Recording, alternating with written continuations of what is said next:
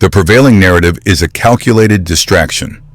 The media, venture capital, and defense contractors fixate on kinetic threats, hypersonic missiles, carrier groups, fifth-generation fighters. This is the hype of war, a familiar and marketable blueprint for symmetric conflict. It is also obsolete. The kinetic cost of engaging the United States directly is prohibitive. Adversaries understand this. The objective is not to defeat the Leviathan in a fair fight. The objective is to blind it. The real vector is silence. Consider the deep ocean. Over 95% of all global data, the lifeblood of financial markets, command and control, and basic infrastructure, flows through a few hundred undersea fiber optic cables. These are not military secrets, they are public liabilities. CSIS reports confirm that state-level actors possess advanced submarine capabilities designed not for noisy destruction, but for quiet severance. The protocol is not a torpedo, it is a cut. Simultaneously, the vector extends to low Earth orbit. The focus on anti-satellite missiles is another misdirection. Kinetic kills create debris fields, a zero-sum outcome. The strategic play is temporary, non-attributable blinding. Reports from RUSI detail the maturation of directed energy weapons and high-powered microwave systems that can dazzle, disrupt, or permanently disable satellite optical and communication sensors without creating a single piece of space junk. The result is the same. The eyes in the sky go dark. This coordinated severing of the nation's central nervous system creates a new strategic condition, the blind Leviathan. A state possessing overwhelming military power, but deprived of the data to wield it with precision. Without reliable intelligence from satellite feeds or financial data from global networks, its launch-on warning protocols become a systemic risk. It is powerful, panicked, and cannot distinguish between a sensor glitch and a decapitation strike. This is the intended outcome: to trigger a disproportionate response born from manufactured chaos. The escalation is the goal. The motive is not conquest, it is bankruptcy. An adversary understands that it cannot win a symmetric, kinetic war. The cost is too high. So the protocol shifts. The goal is to force the dominant power to initiate a conflict it cannot afford, turning its own military into the instrument of its economic collapse. This is achieved by creating a solvency crisis. A solvency crisis, in strategic terms, is not a lack of liquidity. It is a loss of viable options. When a state's domestic liabilities exceed its capacity for conventional power projection, it is insolvent. RUSI analysis on Russia's pivot during its unpopular war is the case study. Faced with immense resource drain and domestic pressure, the Kremlin could not afford another direct, high-cost engagement. Its strategic solvency was negative. The weakness forces a pivot. Asymmetry becomes the only logical and affordable path. The state must leverage cheaper, non-kinetic vectors to achieve strategic aims. According to Defense One, this is the point where Russian hybrid warfare becomes indistinguishable from politics. It is no longer an exotic tactic. It is the default operating system for a state that cannot compete symmetrically. The motive is pure survival and opportunism, executed through calculated escalation. This blueprint is now aimed at Western liabilities. The logic is irrefutable. Find the critical point of industrial decline and apply pressure. We have the receipt. Intel's Q4 report shows client computing revenue down 6.6%. Data center and AI growth, the bedrock of future dominance, is slowing. This isn't a stock tip. It is a targeting metric. This single point of failure in the semiconductor supply chain is not a market problem. It is a solvency liability for the entire nation. The motive, therefore, is to weaponize this liability, to create enough supply chain chaos and economic pain that the only response available is a disproportionate, kinetic one, to force a launch on warning posture over an economic attack. The high kinetic cost is the real target. The adversary doesn't need to win the battle.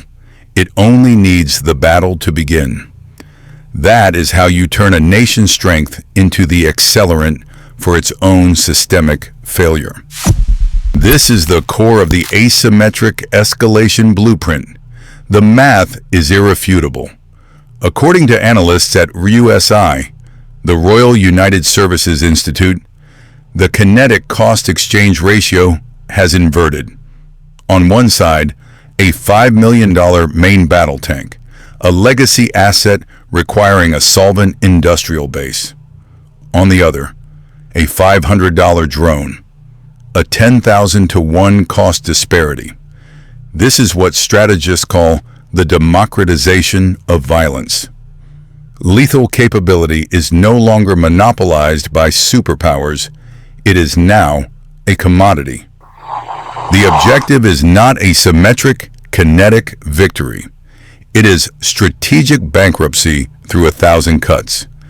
Every liquidated $5 million asset is a direct drain on a nation's treasury and a stress test on its faltering industrial capacity, a liability referenced in reports on firms like Intel.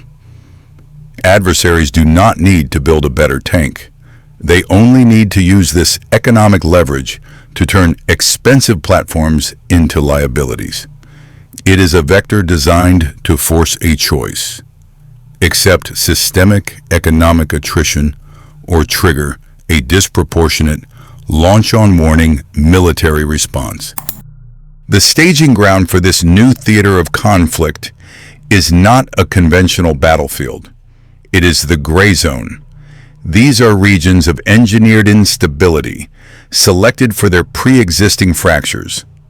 Adversary protocol, as outlined in numerous CSIs and RUSI briefs, is not to create chaos from nothing, but to weaponize existing volatility. These zones function as proxy laboratories, low-cost environments to test and refine hybrid warfare vectors before deploying them against a primary target. The recent warnings regarding instability in nations like South Africa or even Canada are not the core threat. They are symptoms. They are live-fire exercises in economic coercion. In these proxies, adversaries stress test a nation's logistical and political cohesion without exposing themselves to a kinetic response. It is here that the modern Russian doctrine, where hybrid warfare becomes indistinguishable from politics, is perfected. The objective is to operationalize a blueprint.